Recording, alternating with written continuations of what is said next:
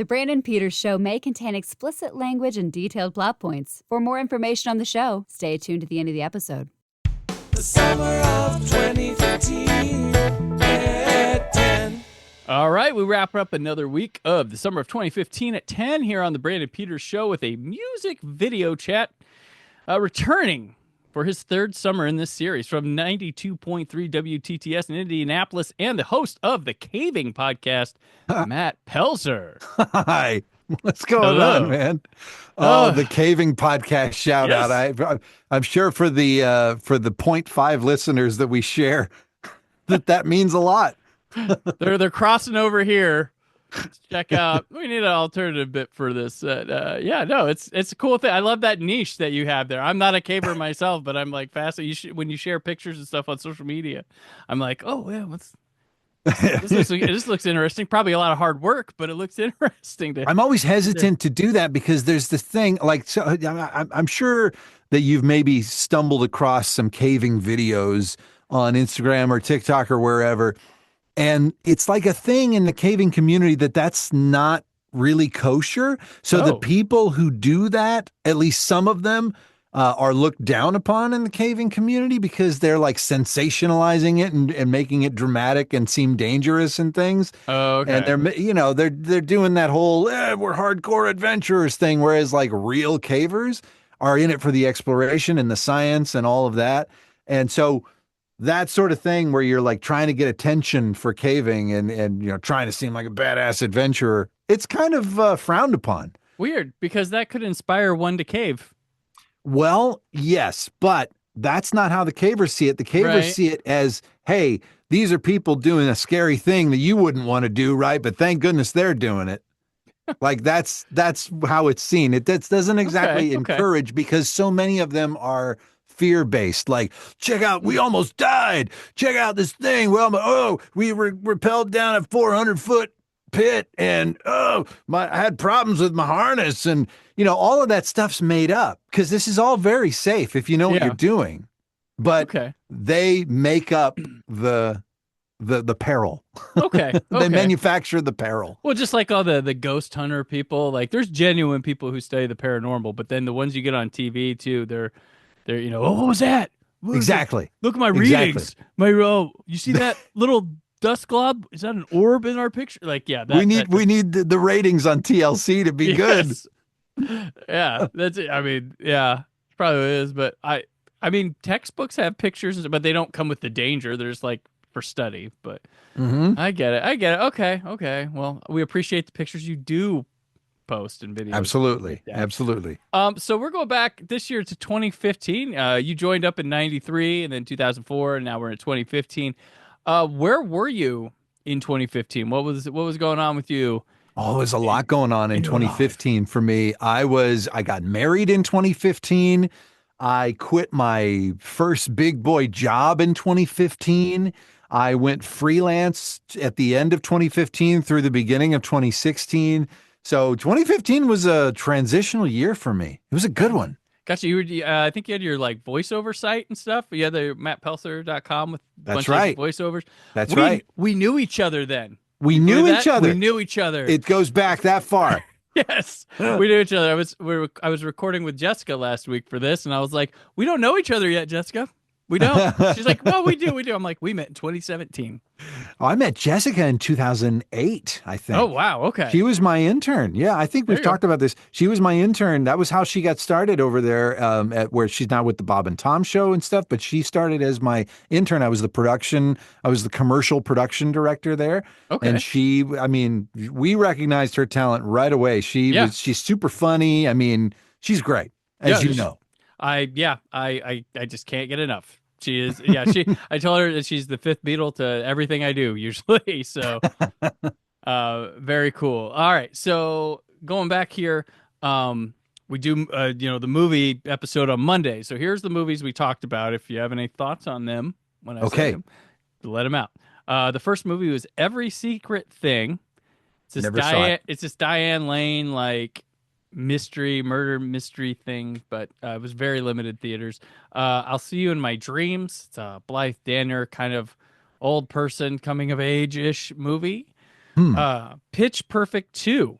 Okay, love the Pitch Perfect franchise. Okay, very good. I And was then, I was a acapella fan going back to childhood because oh, my there you go. dad sings barbershop. So anytime there was anything acapella, we were there. Like Carmen Sandiego. Were you Oh, there Carmen said, dude, I saw rockapella in Branson, Missouri. Oh, no shit. And at the end All of the right. show, they said, there's only one more thing to do. You know what it is? And I was the only one in the Oh, crowd really? who yelled, do it, rockapella. And they all looked at me and everybody laughed. And felt embarrassed. But I was like, no. After the fact, I was like, this is bullshit. Y'all should have known. You come to see rockapella. You don't know that prompt? To hell with you. That's probably the one thing a lot of people should have been coming to see. It's. I was the only one. I couldn't believe it. That's great. Oh, hello, gumshoes. All Yeah, right. God, that was such a great show. And the last movie for this week, you got maybe the biggest one of the summer. Not the biggest financially, but just popularity wise. Mad Max Fury Road. Oh, Did you see Fury that one? Road. So good. Yeah, I loved that. I loved Fury Road. I was never a big like Mad Max. I wasn't big on that franchise. I didn't really watch much of it, but then everybody loved Fury Road and the Charlize Theron aspect and all that. And she was amazing in it. So yeah, my wife and I did watch Fury Road. We didn't really get it because we don't live in that world, but we did appreciate it. Yeah, it's a big screen movie. Loved it. Very good stuff. Okay, so our song today is "Thinking Out Loud," which is so cool. Third single from Ed Sheeran's sophomore album "Multiply," which is known just as an X, but it means multiply. The other singles from that album were "Sing," "Don't," "Bloodstream," and "Photograph." The song peaked at number 2 on the Billboard Hot 100, the highest charting single in North America for Sheeran until "Shape of You" hit number 1 in 2017. It's the first single to ever spend a full year on the UK Top 40. First song to be streamed over 500 million times on Spotify. And the song has been viewed over 3.8 billion times on YouTube and went 18 times platinum in the US. Grammy nominations for Record of the Year, Song of the Year, Best Pop Solo Performance, and it won Song of the Year and Best Pop Solo Performance. So first, before the video, the song, your thoughts on? I am just astounded at what a juggernaut Ed Sheeran is. Like he's just when you strip it down, he's just a singer-songwriter. Yeah. Okay. He's good at guitar. He's great at song structure, but he's just a singer-songwriter. He's not this big production machine. He's not this pop star. He doesn't he does choreography in this video, but he's up there with a guitar. Like, how is it that this guy broke the record for the highest grossing tour of all time? This guy, look at him. Little ginger guy that, he's amazing, but he is brilliant. Like his songs are great. He's got this mind that's just made for that world. And good for him. Good for him. I like it. And I always love the aspect of the sly guy who's writing songs for other people while still being a pop star themselves. Like, cause he wrote that Bieber, what was it? Sorry? Was that the one that was the big, that he wrote for Bieber or something? Yeah, I know he wrote. I don't know if it was that one. It probably was, but yeah. I mean, and it reminds me, like, because I'm a big fan of Ingrid Michaelson, and that's what she did a lot too. She's ghostwriting songs for other people, and she's quirky and stuff and fun. I wish she'd go back. She's doing Broadway stuff now, but Sheeran, like it's like if he didn't have the talent, girls would walk right by him at the bar, but man, with that guitar, that voice, boom, they go for it.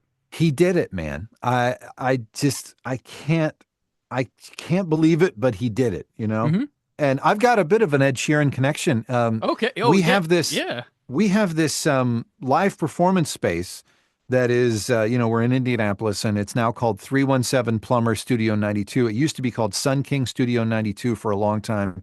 And it's a live performance space, and artists will come through. It was 2012. He was still on his way up, and he came and played in our room. Like, the guy can tour the world playing stadiums now. Yeah. And he played in our little, what was then Sun King Studio 92. And we can hang our hat on that. We still got the recordings. What did he play when he was there? Do you remember? I don't know. I think, oh, shoot. No, I don't. I don't. It was 2012. So it was right after that first album, I Okay. think. So whatever big songs were on that album, it was probably one of the ones that he played. But Gotcha. So yeah, you've had a lot of big talent come through there on their way up or currently yeah. cool. Well, Like, and it's amazing to think about who we passed on because we passed on oh, Adele back in the day. oh, wow. Like in the mid 2000s. It was like 2007 maybe. We passed on Adele because the schedule something about our schedule just didn't work or we had Oh gosh. somebody else in that same day. She got her revenge on nonstop spins for decades. Like Yeah. Yeah. that's wow. Because I think you had Nathaniel Rateliff recently. Yeah, we There, did. yep, yeah. He was great. He was great. And that was a makeup from COVID because he did this big, did a big solo album in 2020, followed it with a tour. And when he was supposed to be in town playing, he was going to come by our studio. And of course, COVID happened. And we gently reached out once we set up this new show that we did on the north side of town with him and said, hey, you still owe us from 2020. And we were the only radio station stop he made on this entire tour. Wow. We were the only one he did any sort of press with on this whole tour. So we thought that was pretty nice of him. That's pretty awesome. He puts on a good show too. I've seen him. He really does. Yeah. Like I can't. He just gives it every ounce of It reminds energy. me like he's got like a lot of meatloaf in him when he's a big chunky guy, sweaty on stage, just doing the moves. I'm like, yeah, there's some meatloaf in that guy. Yeah, you're right. You're right. Yeah. I've been trying to think of who to compare him to, and that's perfect. Yeah, their music doesn't sound alike, but they've got the vibe. Like he just, yeah. That's what it reminds the me of. energy's there. The song structure is, but yeah, the music genre wise is not match up, but song structure. I mean, he does those kinds of songs where it's like it gets that he's made them for these big energetic party type atmosphere thing. Yeah. Cool. All right. But yeah, I guess he's not Ed Sheeran though. I did take us the wrong way.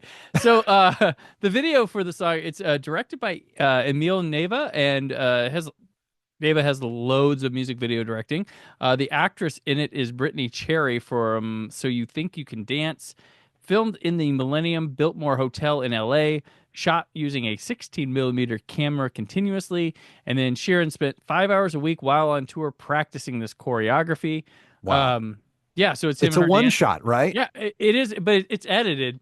But yeah, it is a one. They filmed it in a continuous thing, so you're seeing the performance, but they cut around in a way. Oh, okay. Gotcha. Yeah. Well, and she did the choreography too, right, Brittany? Mm-hmm. Yeah. Yeah, it's Amazing. crazy. Like and you wouldn't think he could do this moves, but hey. No, and I actually, I mean, I've heard the song a million times. We still play it a lot on WTTS. Yeah. I had never, I think I had seen clips of the music video and I'd never watched it from start to finish until you said, hey, let's do it on this song. And I was like, oh yeah, I'll watch the video. It is astounding, these moves. Yeah. These are like, these are dance moves that, I mean, like, I remember begrudgingly having to learn moves in like show choir. And like, all I really wanted to do was sing, but it's show choir. So we had to dance and we had to do like, I hated choreo, but he's doing choreo, man. Yeah. And he's not a pop star. Well, he is a pop star, but he's not doing the pop star thing. He nailed the choreo for this thing. I feel bad for any like guy that got married at this time or couples that got married and one of them saw this video and was like, we're doing that for our first dance. No. Because there were some. Yeah. They always like poor saps. Yeah. But this thing just feels like, it's awesome. And it's like, music videos in this time, I've been talking about this summer, is like, it's not as important anymore. It's not a huge part of the marketing. Like when in the 80s, they were launching, they're discovering them. The 90s, it's where they're starting to make them little movies and stuff. And then 2000s, just kind of like, we do this. And then now it's just like, not a lot of people funnel a lot of money into them, but this is a way to do a less expensive video, but make it elegant and big, rather than just a live performance. I mean, the choreography is, that's time consuming and probably paid Brittany Cherry a good penny for it, but like, let's hope. Yeah. And just do it in a shot in a ballroom and like, but takes a very little and does a whole lot with it. The VMAs thought so at MTV. They nominated it 4 times, but it did not win any. It didn't win anything. No, Oh, didn't win my any, not at God. the VMAs. He took the real awards, the Grammys. But yeah, this video is just really nice. It's sweet. It's like, yeah, I can't imagine someone seeing this and be like, this sucks. Like, I don't know. Well, I'm old now. I'm softer, but I don't know what the Teen Boys might have been mad. But I'm like, this is nice. This is real, like, good. I think the costuming's not, I mean, it works really well. It's not trying too hard with that. And she does some moves that I'm just like, wow, okay. Yeah. I mean, the agility of dance. My wife is a big fan of dance, and she's on dance TikTok. Not like the stupid, like pass the video along stitch dance nonsense, but like real dancing, like in hip hop dancing too, which is so physical. Oh, geez, yeah. And I'll see these people and I'm like, how are they not paralyzed?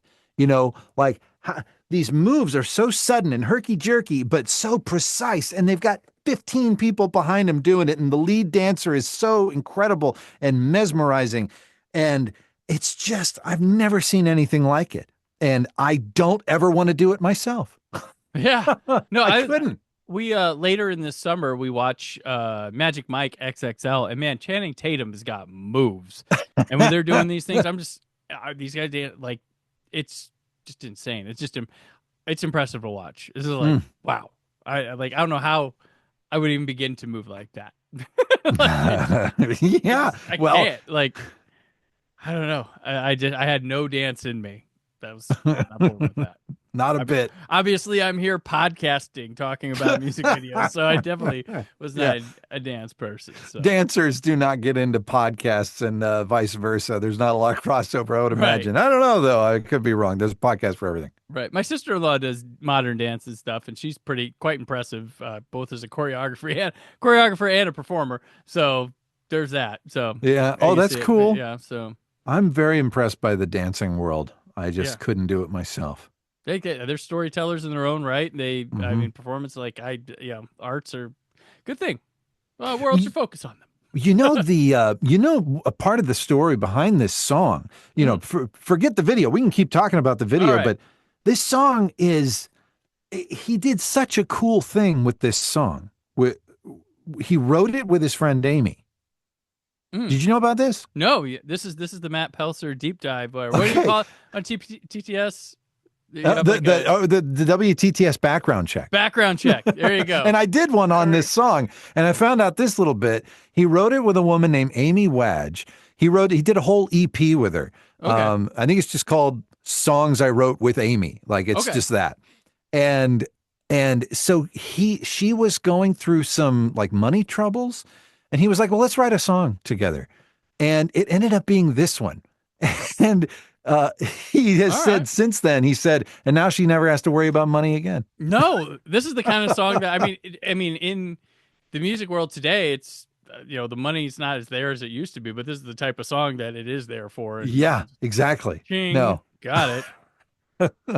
And when you're talking about in the billions, this at the time of this recording, this song is 3.8 billion views on YouTube. You know what I mean?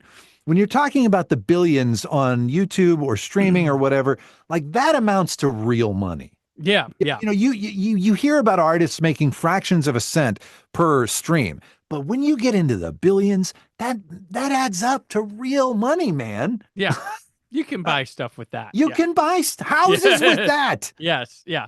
Billions stream, and then live stuff using it. This is the type of song that gets used on ads, commercials, shows, movies, and it's going to be because I was just thinking like the songs. There's a lot of songs to talk about this summer that I feel like, oh gosh, they are 10 years old. Wow, and some of them 11 because they come out in 2014, but they either don't get released as a single or chart until 2015. And like, there's like, does it feel like Uptown Funk ever left? Like, I mean. That's one of them. I mean, there's a lot that's just like, wow, these are still going today.